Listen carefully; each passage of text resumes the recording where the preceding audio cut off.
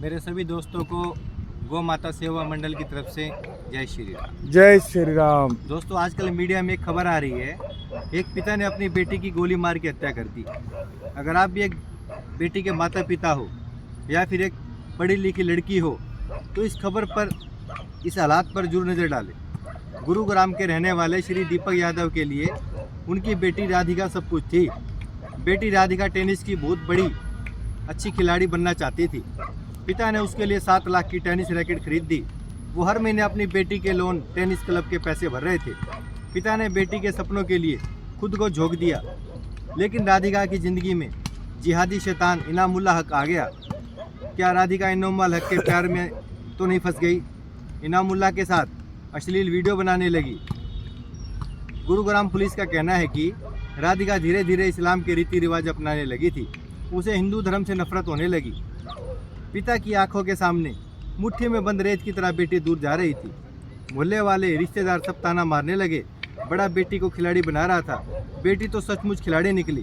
संभवत दीपक सिंह यादव ने बाबावेश आकर अपनी बेटी की हत्या कर दी हो, जबकि उन्हें उस शैतान इनामुल को मारना चाहिए था। इनामुल का क्या गया, वो किसी और हिंदू लड़की के साथ कल यही हालत करेगा। दीपक यादव जी की बेटी भी गई और परिवार भी बर्बाद हो गया। मेरी संवेदनाएं दीपक यादव जी के साथ हैं। दोस्तों, मेरा मानना यह है कि अगर लड़की की शादी समय पर ना की जाए तो लड़कियां ऐसे कदम उठाती हैं। अगर मेरी बात पर किसी को इतराज़ हो तो आजकल हर शहर में ओयो होटल खुले हुए हैं, जिसमें लड़का और लड़की अपनी शारीरिक भूख मिटाने के लिए 1-1 घंटे के लिए कमरा किराए पर लेते हैं। और दोस्तों, लड़की अपने माँ बाप को कभी नहीं कहती मैं जवान हो गई हूँ। जिनकी लड़कियाँ जवान है वो माँ बाप इस लाइन को ध्यान से सुनेंगे। दोस्तों, लड़की कभी अपने माँ बाप को ये कभी नहीं कहती कि मैं जवान हो गई हूँ, मेरी शादी करवाओ। माँ बाप को खुद सोचना पड़ता है, बेटी 20-21 साल की हो गई है, इसकी शादी करें। लेकिन आजकल के माँ बाप मोटी मोटी तनख्वाह के चक्कर में बेटी की शादी करना भूल जाते हैं। वो बस पढ़ा लिखा कर उसे एक अच्छे पद पर देखना चाहते हैं और लड़की की तनख्वाह पर धन जोड़ने में लगे हुए हैं।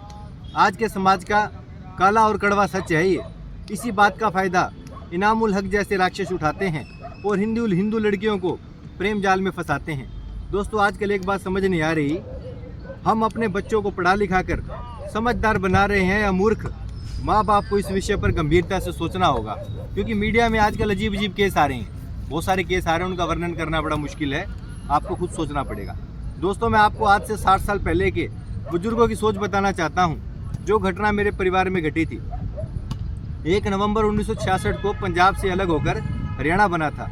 उस समय 8वीं पास लड़की को अध्यापक की नौकरी सरकारी मिल रही थी। और कमाल की बात है, हरियाणा में 8 पास लड़कियां या औरतें नहीं थी, और जो थी उनके परिवार वाले नौकरी करवाने के खिलाफ थे। उस समय मेरे माताजी की भी नौकरी का प्रस्ताव आया। मेरे माताजी 8 पढ़े हुए थे, उनकी नौकरी का प्रस्ताव आया। मेरे माताजी 8वीं पढ़े हुए थे, लेकिन मेरे दादाजी ने यह कहकर मना कर दिया कि घर के बहू बेटियों की कमाई नहीं चाहिए। घर की बहू बेटियाँ चौका चूल्हा संभालती अच्छी लगती हैं, नौकरी करती नहीं। आज के माहौल को देखकर लगता है हमारे बड़े बुजुर्ग शायद बहुत ही समझदार थे। अनपढ़ जरूर थे पर बहुत समझदार थे। ऐसा है, जो हमारे बड़े बुजुर्ग पहले जो बात कर गए हैं, जो कहानियाँ बता कर गए हैं हमें, उनकी कहानियों 100 का 100 बिल्कुल सच है।